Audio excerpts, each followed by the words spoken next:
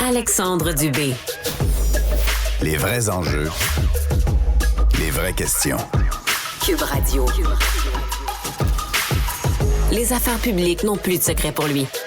Il analyse l'actualité. Il sépare les faits des rumeurs. Il n'a qu'une seule parole, celle que vous entendez. Alexandre Dubé. C'est toute une débarque.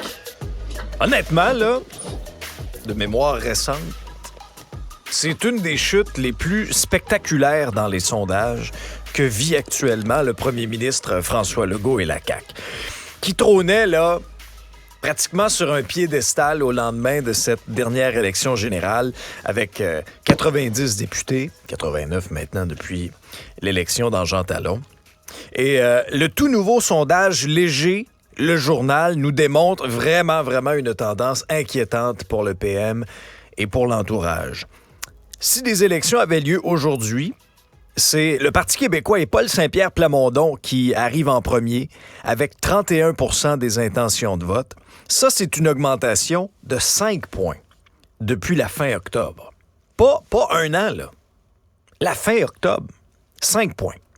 Il y a un vase communicant direct entre le PQ et la CAQ. Si le PQ a fait un gain de 5 points, je vous le donne en mille, la CAQ a perdu 5 points et se retrouve avec 25 % des appuis, bon deuxième. Québec solidaire, malgré toute la publicité et tout le buzz entourant la course au co-porte-parole féminin, n'a réussi que d'augmenter de 2 points de pourcentage pour se chiffrer à 17. Marc Tanguay et les libéraux, c'est une diminution de 1, 14 %. Et diminution de 1 aussi pour Éric Duhaime et le Parti conservateur du Québec. Une donnée qui est toujours extrêmement inquiétante et qui est scrutée par les politiciens parce que ça démontre une tendance, c'est le taux de satisfaction ou d'insatisfaction, ça dépend de quel bord on prend ça. Et dans ce cas-ci, tous les voyants sont au rouge pour François Legault. Lorsqu'on pose la question de manière générale, êtes-vous satisfait ou insatisfait du gouvernement du Québec dirigé par François Legault, il y a 63 % des répondants qui sont insatisfaits. 63 %. Et ça, c'est une tendance, là, ça diminue. Le pourcentage de gens satisfaits est seulement de 32 %. Alors ça, la tarte se rétrécit à chaque sondage. Et ça, c'est une tendance qu'on n'aime pas en politique lorsqu'on regarde. Parce que c'est une chose, les intentions de vote, mais le taux de satisfaction, ça parle vraiment. Et là, il y a visiblement un problème. J'ai aimé qu'on décortique, qu'on aille encore plus loin dans ce sondage léger, Le Journal. On a demandé aux Québécois, c'est quoi les raisons de votre insatisfaction envers le gouvernement Legault?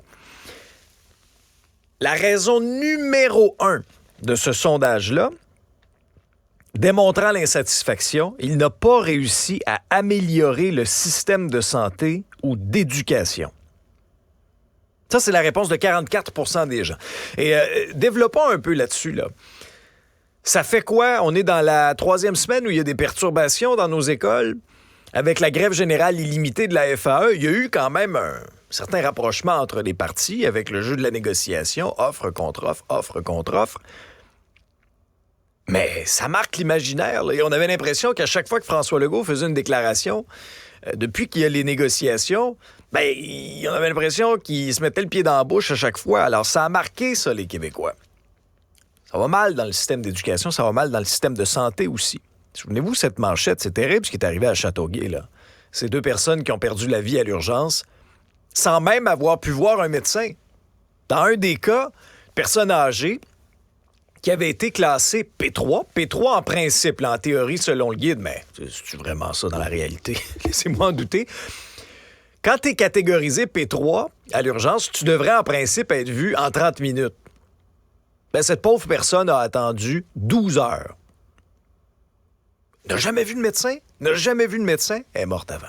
Le lendemain, encore une fois, un cas de quelqu'un qui attend à l'urgence et qui décède avant de voir un médecin.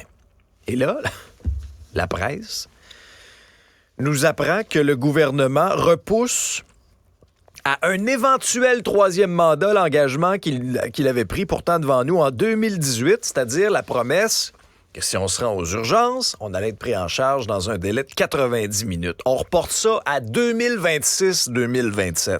On pelte par en avant. On abaisse les cibles. Ça vous donne une idée à quel point ça va mal dans le réseau de la santé. Alors, je les comprends, moi, les Québécois, d'être déçus. Je les comprends.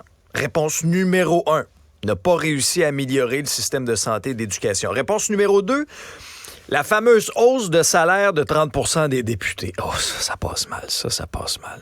Tu sais, quand tu regardes la stratégie, là, c'est une année de négociation.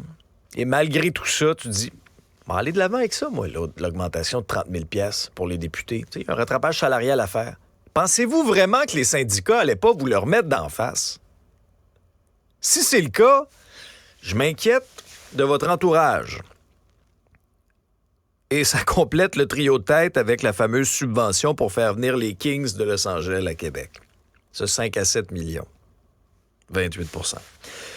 Selon vous, lequel des chefs de partis politiques ferait le meilleur premier ministre du Québec? Là aussi, c'est Paul Saint-Pierre Plamondon qui coiffe François Legault. 28 %, une augmentation de 4 points depuis octobre. François Legault est deuxième avec 19 %. Moins 4 points depuis octobre. Encore là, il y a un vase communicant.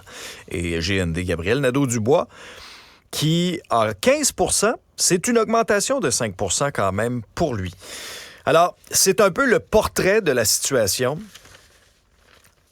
Et je vous invite vraiment à aller voir la caricature de notre collègue Y dans le journal. Sondage catastrophique pour la CAQ. On voit François Legault par terre pleurer à chaudes larmes en disant « Vous me faites de la peine! » On se souviendra de la déclaration. T'sais, il avait dit ça, là, que faites de la peine, les Québécois m'en veulent. Peut-être que François Legault devrait arrêter de regarder les sondages. La politique, c'est dur. Un mot sur ce qui s'est passé en plein point de presse. La mairesse de Montréal, Valérie Plante, qui a été victime d'un malaise. Elle répondait aux questions des collègues journalistes anglophones.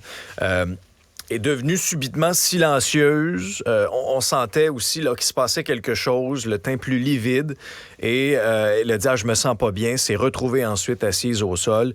Tout de suite, son équipe est venue près d'elle. Il y a même une ambulance qui a été appelée.